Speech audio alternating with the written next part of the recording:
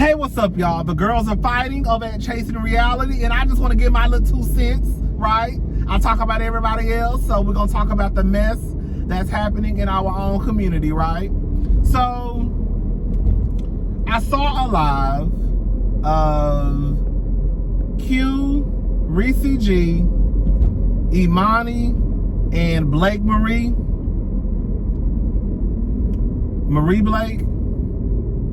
Marie, I believe. And I didn't take any notes, but let me just say this, right? When it comes to Chasing LA, the reason why Chasing LA was a mess to me, and I think the reason why Chasing LA was a mess to a lot of people, I don't think it has anything to do with Imani and what she said about the show and her critiques. You know, this is the problem with Chasing LA. You have about 8 to 10 LGBTQ folk who are clearly just on camera fighting and fussing just to fight and fuss. I'm not a producer. I don't know anything about producing, but I will say this much. I think when it comes to reality TV, you have to have a balance, right? Yes, we want the drama, but we also want fun, good times, right? The girls on Chasing LA were literally fighting, I believe, every episode. And then the thing is, we're not opposed to conflict or the girls fighting, but I think it just needs to make sense, right? Y'all came in the first episode fighting over what? At least when Gardini and Lauren were fighting, they was fighting over some real life, girl, you trying to take my LLC type of shit. You know what I'm saying? Sometimes people do fight. Sometimes people do fight over childish things. We all do. But I think that could not be the case when it comes to reality TV in every episode. Girl, y'all were literally fighting over who was the king or the queen. Girl, and let's just be honest. All y'all probably on the same level. So for all y'all to be acting like, oh, this, and this, and this, and that. And let's just be another thing, girl. I really didn't see y'all chasing shit.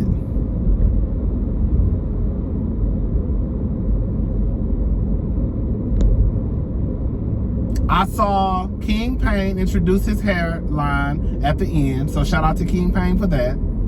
I saw him sit at a computer while Jayla was in the studio.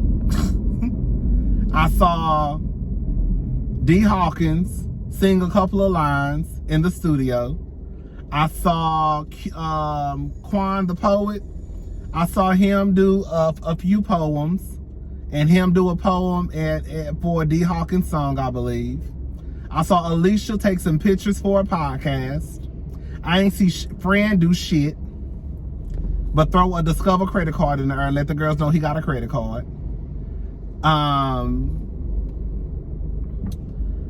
The one who wears the suits all the time, he had his skin line, I believe. So he showed something. King Payne showed something. They all did a little bit of something, but it wasn't enough though for me. Well, I will say King Payne, the hairline, Andre with his clothing line. So they did show something. I'm not gonna go too hard and say they didn't, because some of them did. But it's like, y'all don't get it. Like, not only were y'all fighting the entire season, but y'all also let the girls know that, girl, y'all are some of the biggest transphobes on YouTube reality TV. It is so sad. It is so sad. And maybe I've been oblivious to the things that happen in my community. Probably so, because let me just say this. And I say this every time we talk about LGBTQ and things that happen in the LGBTQ community. I, once upon a time, was a big transphobe. I was a homophobe. Girl, I had so much internalized homophobia. Girl, I didn't like myself, didn't like y'all, none of that, girl. When you dealing with your own shit, you really can't, you start to put it on everybody else, right? But I will say this in my defense.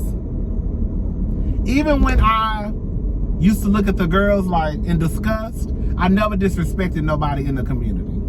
I should have went to I ain't gonna make it. Damn, I should have went to Starbucks. I never disrespected anybody in the community, right? At least not to their face. I don't know if that's good or bad. But I just think, I don't want to make it seem as though, girl, that some of us don't go through the same things, right? Some of us go through the same things as far as dealing with your own sexuality. But you would think, I think what I'm trying to say is, it's hard for me to understand how you can have a group of LGBTQ who have come to accept their sexuality, who have come to accept their true, authentic self, but then you have a problem with someone accepting their true, authentic self, right? You've come to the conclusion that I'm gay. This is who I am. It ain't gonna never change. And it is what it is, right? This is who I am. But then you want to dog out the trans girls for living in their truth and accepting the fact that they are this person. Like, it's just weird to me. And then when you look at the gay guys who like to wear makeup, and ain't nothing wrong with that, because, girl, one day I might have to throw a little stuff on it, a little powder on my face. But you look at the girls who wear makeup and all that, and then, girl, they be the biggest ones turning their nose up to the trans girls. And it's like, girl, what? How you got on a face full of beads and contacts, but then, girl, want to talk about this woman not present herself as a lady? Girl, somebody could say that you don't present yourself as a fucking man. That's the craziest shit to me. You think you present yourself as a man? You think that the people will say you present yourself as a man? But you mad because this woman fighting, that makes her less of a lady. Bitch, I know a lot of bitches in real life who done fought. That don't make them not no ladies. That makes them not the one to fuck with. Because they gonna get your ass. They gonna get on your ass. I know bitches who done pulled out guns. Girl, done pulled out knives. Done fought. Bitch, toss tables, baby. That don't make them less of a woman. Biological fish be cutting up in the street. I think Imani, I will say this much. I remember when I because I couldn't really get into Chasing LA at first. I remember when Chasing LA first happened. I will say that I felt like Imani was coming from I felt like she was coming for production. And I didn't understand why. Because Imani is there to supposedly help the girls fix their shit. But girl, it felt like to me, she was throwing shade at production, and I didn't know why.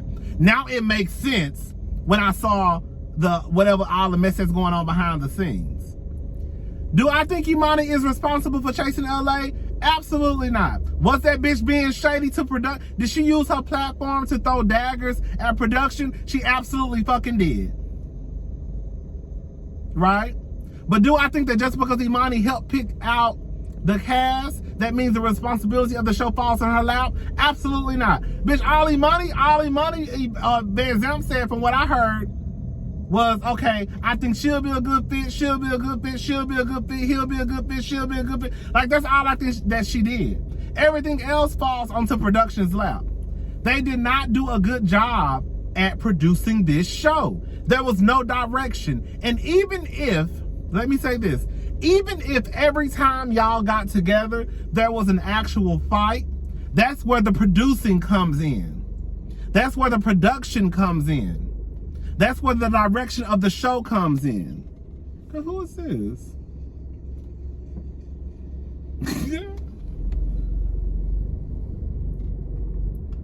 Girl, you see that thing with that all black on? Girl, this is the Walmart, girl. Quiet as it's kept. I used to live right across this street. I miss my apartment. Girl, I had a big garden too. That was back in the day though.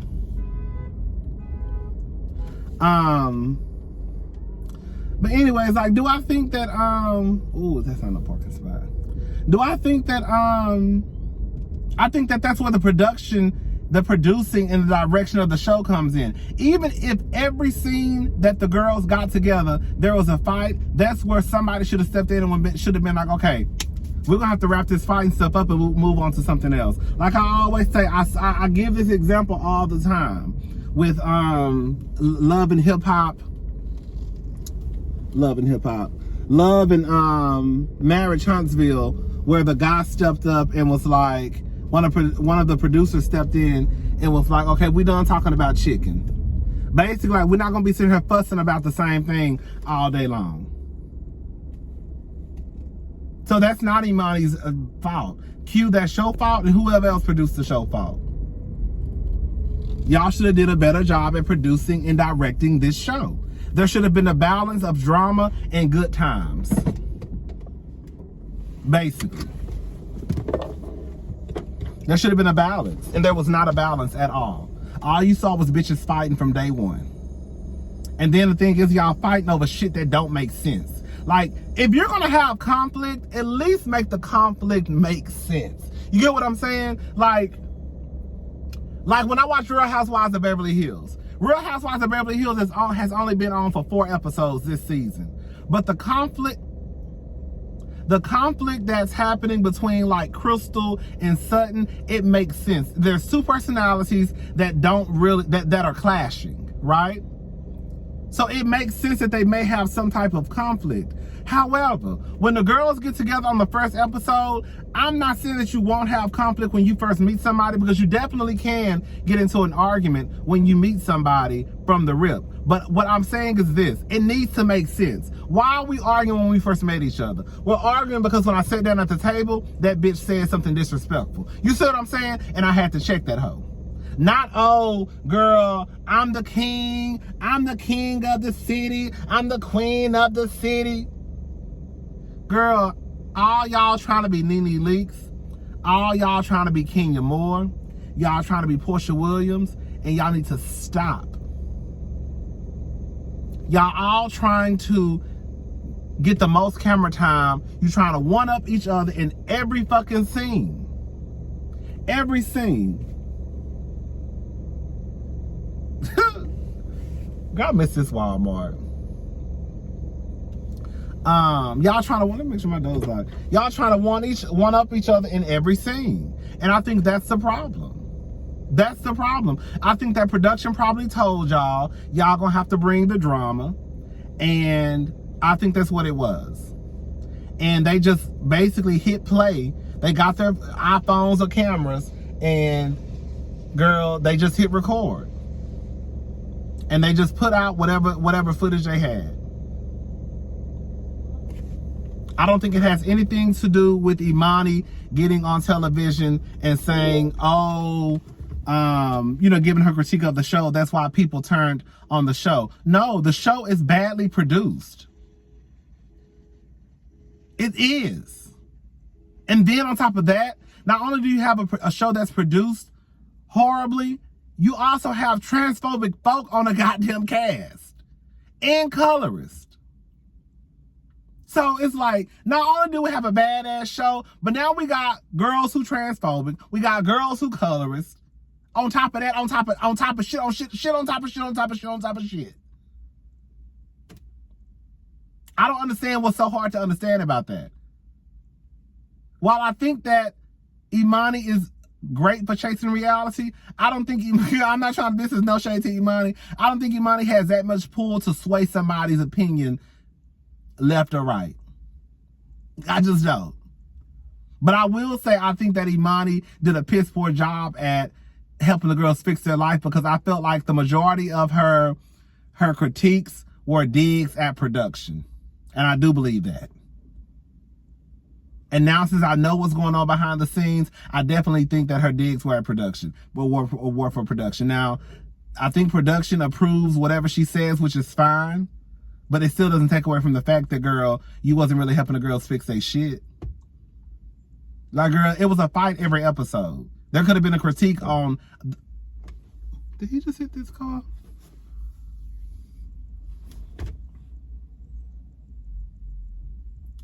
But anyways.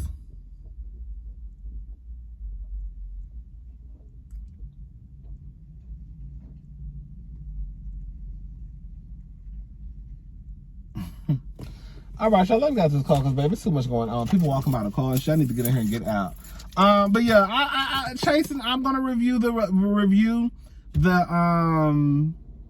reunion, but I definitely think that it's getting hot. I need to get out this car.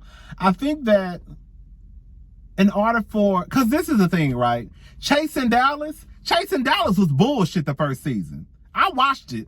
I watched it, but it was whack. It wasn't until the second season that Chasing Dallas picked up, right? I think that Chasing LA should use this as a lesson learned, right?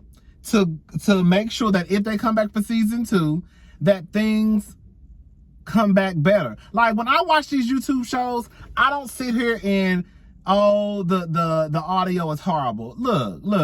I know some of the audio is going to be horrible. These people are trying to do the best that they can with the money that they have. So this is not going to be on the same level as a Real Housewives of Atlanta production, right? Because even Chasing Atlanta, each year they've gotten better as far as quality, right?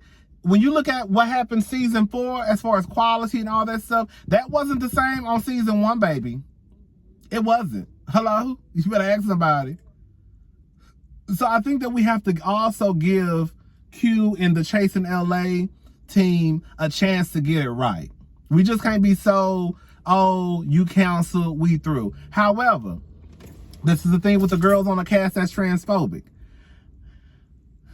From Fran to D. Hawkins, one of y'all told me in the comment section that Quan was repeating, I guess, some stuff at the table, and the way that they edited it made it seem as though he was saying that, oh, you both dark, you both ugly. I don't know. I still think Quan said it. I mean, Quan said it, girl. From what I can see, I think the girl's giving me transphobic colorist cheese, right? I think the best thing to do is to address what we saw. Don't try and act like we didn't see what we saw. This is the truth. This is how I look at it. Fran is transphobic. I don't give a damn if he binary, or non-binary or not. He's very much transphobic. D. Hawkins, very much transphobic. We have the footage. We have the audio of you saying things, doing things against this trans woman, Alicia, right? We see these things. So you need to just go ahead and accept that you acted this way on the World Wide Web, try and change your ways and become a better person. Period. I think we've all been down that road of internalized homophobia, transphobia, but the best thing to do is not act like it doesn't exist, because baby, it's there. You need to acknowledge it, try and change your ways, so when people see a change in behavior, they know that you've changed. But to sit here and try to say, oh, I'm not transphobic, darling, yes, you are. I don't give a damn if you friends with 7 trans girls. You're transphobic. Just like some of the girls who used to hang out with me. Oh, I want to go to lunch with you, Rodney. Come to find out, they can't stand the ground punks walk on. They just hang around me because I was a good kiki and a good laugh. But girl, now all of a sudden, girl, 3 years later, after I done found your Facebook page, right? Oh, we became friends, girl. I guess you forgot we was friends. I see the homophobic shit your ass post. Anyways, let me get out this car. It's getting hot. I need to go in here and get some stuff for my trip for Dallas. Hey, I'm going to Dallas this weekend, y'all. So if y'all coming out to the club, come to the club, y'all. We can dance on each other. Girl, let me stop. No, for real, I'm going to Dallas this weekend, y'all. So if I see y'all out, I mean, I don't know how y'all look, but if y'all see me out, girl, it is what it is, girl. Let's take a shot together. All right, y'all. I'll talk to y'all later. Bye.